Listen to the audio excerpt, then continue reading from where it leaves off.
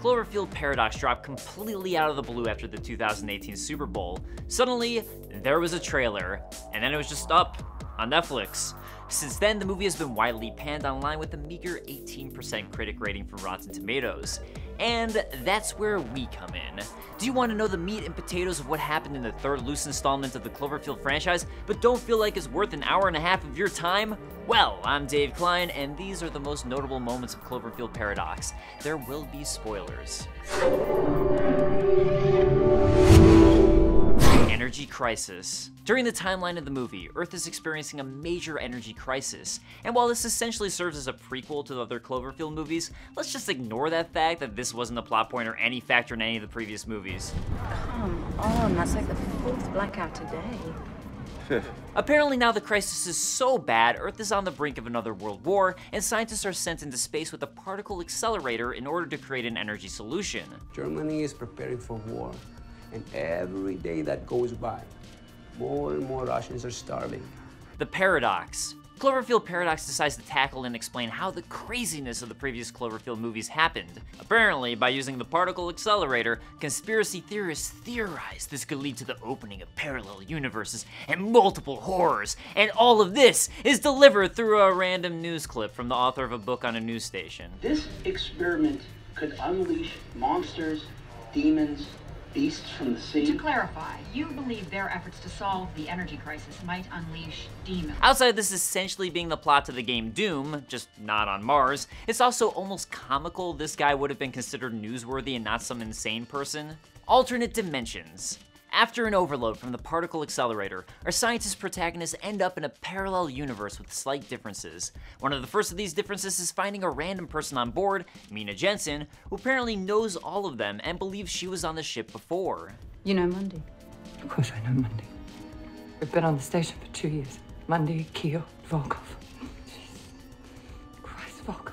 And as it turns out, in her dimension, she was a part of the crew, and now with this weird merger of dimensions, she's ended up on the OG Dimensions spaceship, just initially found in a pretty horrifying way. Nonsensical horrors.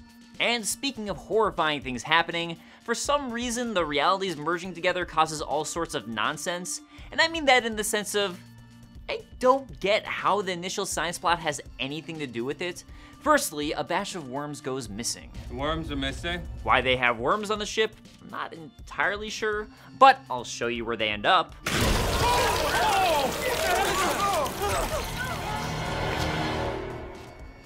Well, we found the worms. So for some reason, the realities merging together has caused the worms to be inside Volkov, which causes him to die and vomit them up. I don't get why that's the case, but that's the case. In a similar vein, while fixing the ship, the following happens to Monday. Oh, what the hell? Not sure how the entwined dimensions causes the spaceship to eat his arm, because they eventually get him free and he suddenly only has one arm. Where's my arm? And what happened to his eaten arm? Well, they find it later. That's my fucking arm.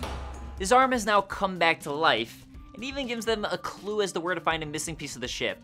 So I think we can say science is out of the window, as is explainable horror.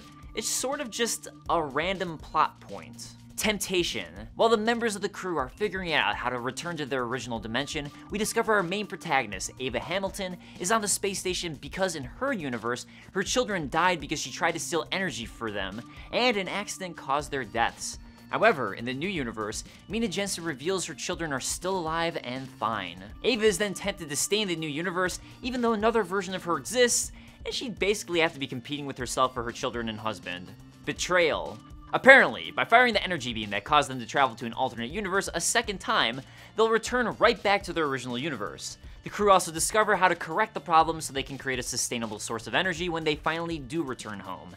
After a number of mishaps with the ship randomly deciding to murder some of them, the alternate dimension crew member Mina works together with the OG crew to help them return to their dimension, until she betrays them because she wants to save her version of Earth.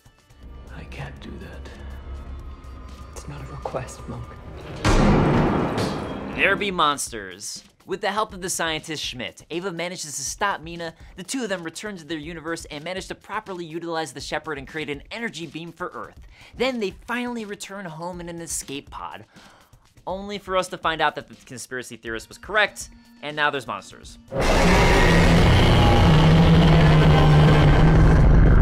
So there you go.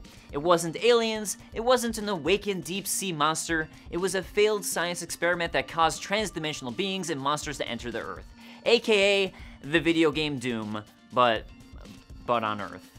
And there you have it, the most notable elements of Cloverfield Paradox. Did you watch the movie or not, and what were your thoughts on it and the revelations it provided?